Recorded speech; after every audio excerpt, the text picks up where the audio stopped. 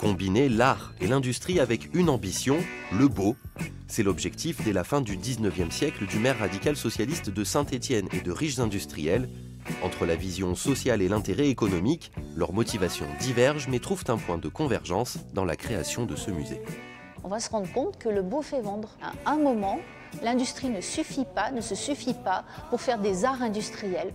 Il faut mettre le beau à disposition de tous et notamment des ouvriers du territoire pour produire de belles choses aussi, mais pour que socialement ils s'élèvent.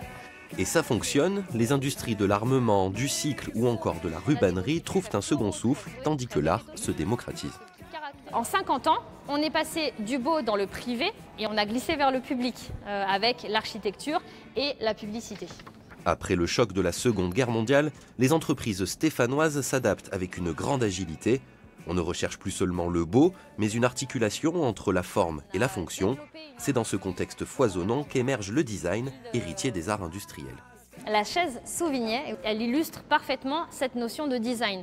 On va mettre du beau, on va avoir un objet qui soit esthétiquement joli, mais qui doit avant tout répondre à son besoin. Que ce soit dans ces gravures d'armes, dans ces cycles qui sont très esthétiques, dans ces décorations de rubans, etc. Il y a quand même des choses qui sont extraordinaires quand même, qui sont sorties de notre ville.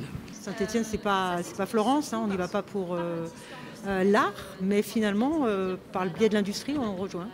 L'exposition a débuté le 13 mars, elle se tient jusqu'au 9 novembre, du mardi au dimanche.